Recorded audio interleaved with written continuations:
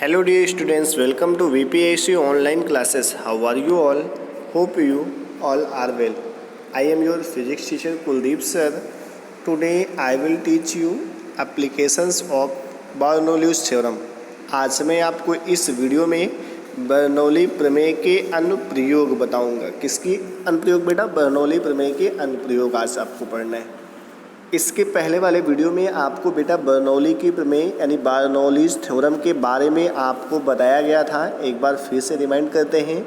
आपको बताया गया था बर्नौली की प्रमेय में, इस प्रमेय के अनुसार यदि कोई असंपीड्य अथवा अश्यान द्रव किसी धारा रेखीय प्रवाह में बहता है या धारा रेखीय नली पे बहता है तो नली के प्रत्येक स्थान पर प्रति एकांक आयतन की दाब ऊर्जा, गतिज ऊर्जा तथा स्थितिज ऊर्जा का योग एक क्या होता है? नियतांक होता है। अर्थात आपका आया था P + 1/2 ρv² + ρgh is equal to constant. ये कल हम लोगों ने प्रूफ कर लिया था। प्रूफ किया था ना आपने कल? तो कल हम लोगों ने बर्नौलीज थ्योरम का पूरा प्रूफ कर लिया था ना। इसको हमने प्रूफ किया था P + 1/2 ρv² + ρgh is equal to constant. इसको मैंने कल बेटा प्रूफ कर लिया था ना। 1/2 यानी P + 1/2 ρv² + ρgh। कल आपने इतना प्रूफ किया था। कितना प्रूफ किया था? अगर इसी फॉर्मूले को बेटा ρg से डिवाइड कर दिया है तो हो जाएगा P/ρg, ये हो जाएगा ρg, ये हो जाएगा ρg। तो ρg से ρg कैंसिल हो जाएगा, रो से रो कैंसिल हो जाएगा, यहाँ पे ये हो जाएगा। तो ये वाला टर्म्स आपका बचा P/ρg बचा। बेटा कितना बचा? P/ρg बचा। इस P/ρg को हम लोग दाब शीर्ष कहते हैं। क्या कहते हैं? दाब शीर्ष। यानी जो आपकी जो बर्नौलीज थ्योरम प्राप्त हुई है उसको आप क्या करेंगे? ρg से डिवाइड करेंगे। क्या करेंगे? डिवाइड करेंगे। तो आपका मिलेगा P/ρg। P/ρg को हम लोग दाब शीर्ष कहते हैं। यहाँ पे रो से रो कैंसिल हो जाएगा, बचेगा v²/2g। इसको हम लोग वेग शीर्ष कहते हैं। v²/2g को वेग शीर्ष कहते हैं। यहाँ ρg से ρg कैंसिल हो जाएगा, बचेगा h। इसको हम लोग गुरुत्वीय शीर्ष कहते हैं। क्या कहते हैं? गुरुत्वीय शीर्ष कहते हैं।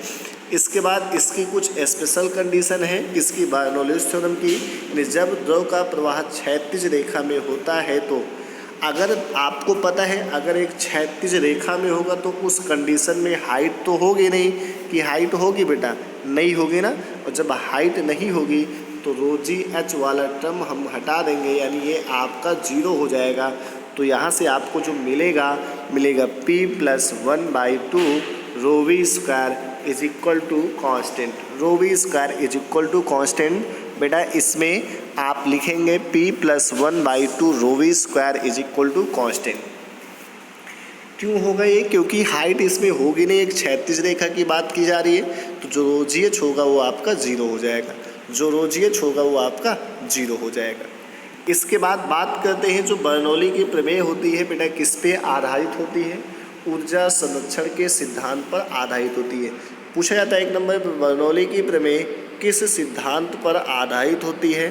तो आपको बताना है ऊर्जा संरक्षण के सिद्धांत पर आधारित होती है, क्योंकि इसमें सारी ऊर्जाएं दी रहती है। दाब ऊर्जा होती है, गतिज ऊर्जा होती है और ऐसी ऊर्जा होती है। तो इसका मतलब हुआ किस पे डिपेंड करती है? किस पे डिपेंड करती है? किस पे करती है? ऊर्जा संरक्षण के नियम पर। उसके बाद हम लोग बात करते हैं बर्नौली प्रमेय की अनुप्रयोग यानी एप्लीकेशंस ऑफ बर्नौलीज थ्योरम। इसका जो सबसे पहला एप्लीकेशन है बेटा वैच्यूरीमीटर है। अब बात करते हैं वैच्यूरीमीटर क्या होता है। वैच्यूरीमीटर एक ऐसा यंत्र है, ये कह सकते हैं या जो यंत्र होता है बर्नौली प्रमेय पर आधारित होता है।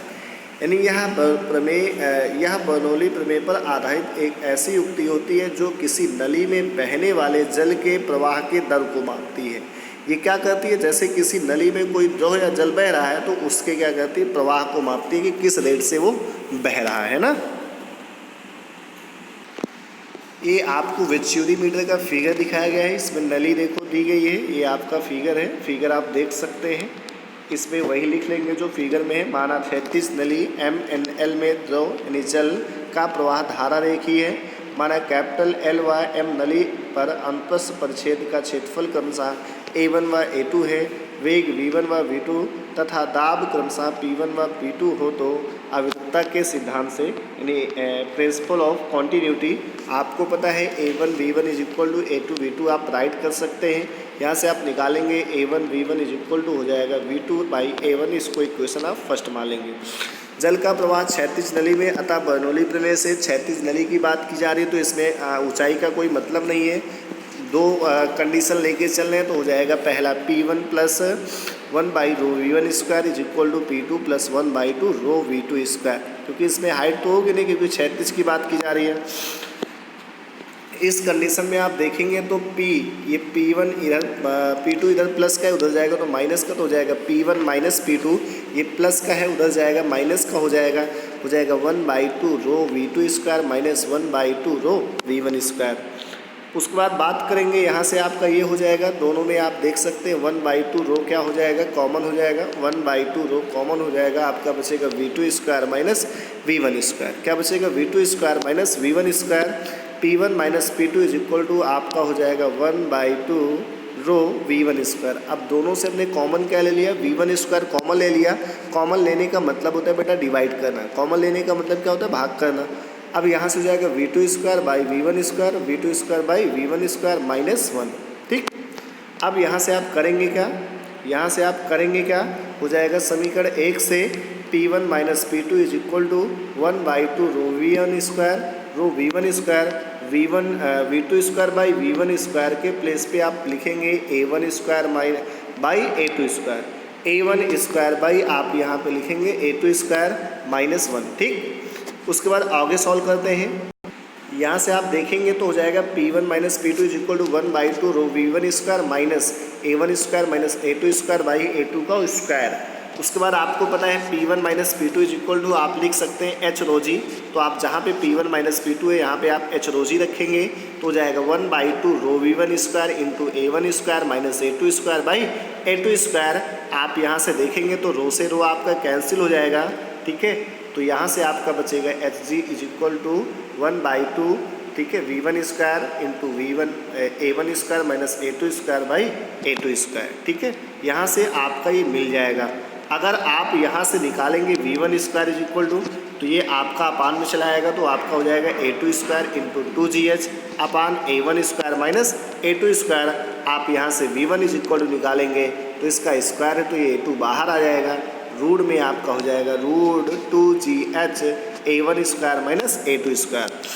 जल में प्रवाह की जो दर होती है वो Q इज इक्वल टू होता है AV, तो इसको A1 V1 हम लोग लिख सकते हैं। आप क्या करोगे, इसमें V1 की वैल्यू पुटअप कर देंगे तो आएगा जो फॉर्मूला आएगा Q is equal to A1 A2 root 2GH A1 square minus A2 square. तो इस तरह से आपके वेच्यूरीमीटर का प्रूफ हो गया। अच्छे से आपको समझना है, जो भी समस्याएं हों आप उसको पूछें। Thank you, stay home, be safe, keep study.